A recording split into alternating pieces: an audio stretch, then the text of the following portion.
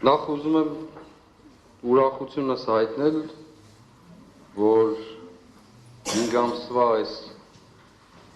տառապալից ճանապարհորդությունից հետո Լիդիա Մանթաշյանը, ու շատ սիրելի Լիդիան, այդ որոշման արժանացավ, կամ էլ թե չէ այդ որոշումը տրվեց։ Դա կարող էր լինել անցյալ շաբաթ, դա կարող էր լինել 2 ամիս առաջ, դա կարող էր լինել 3 ամիս առաջ։ Եվ ստիպված չլինեինք այս դատարանում ասելու, որ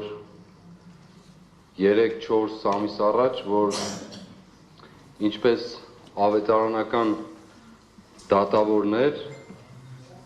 Աստծուց չէր վախենում, մարդկանցից էլ չէր ամաչում։ Այո, ես ակնկալիքն ունեի, որ անցյալ շաբաթ կլինի գոնե, բայց չեղավ։ Եվ չեղավ, որին որևէ արդարացում չկար։ Դուք այսօր փաստեցիք, որ ոչ թե արդարադատությունն ու արդարությունն է գործում, այլ գործում է նպատակահարմարությունը։ Եվ սա ցցուն արտահայտություն է, իմ խոսքերը ոչ վիրավորական են, ոչ էլ նույնիսկ քննադատական, ես ուղղակի արձանագրում եմ իրավիճակը։ Շատ կուզեի այստեղ լիներ մյուս մեղադրողը,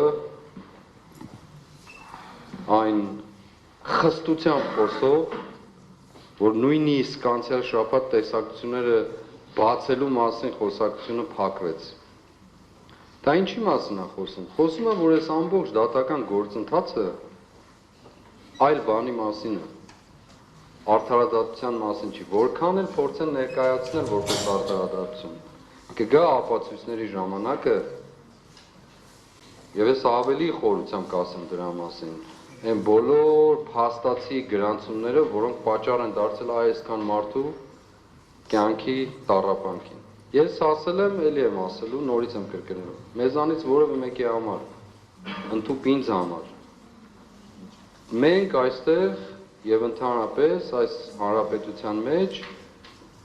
ոչ թե քաղկալանավորներ են կամ կալանավորներ, այլ գերիներ են եւ պատանդներ։ Լիդիան շղթայված Հայաստանի, բայց հաղթանակող Հայաստանի խորհրդանիշն է։ Դուք այսօր այդ շղթայից փորձեցիք մի փոքրիկ օղակ հանել, եւ բայց մեր մեծ խնդիրը մնում է չլուծված։ Հետևաբար ես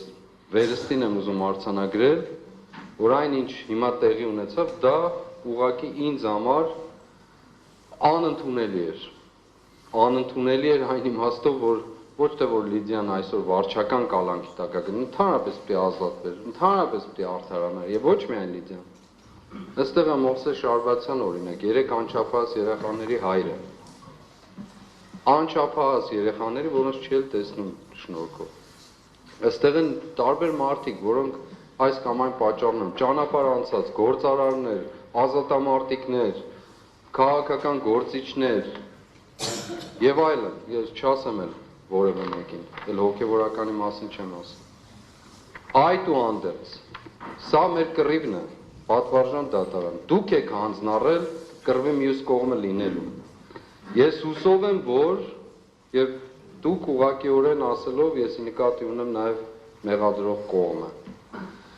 Ես հուսով եմ, որ այս որոշումը երբ դուք կայացրեցիք, այս մեկ շաբաթվա ընթացքին նաև ձեր մտքի մեջ զղջում եք ունեցել, որ կայացրել եք։ Բարձրաձայն չեք արտահայտել։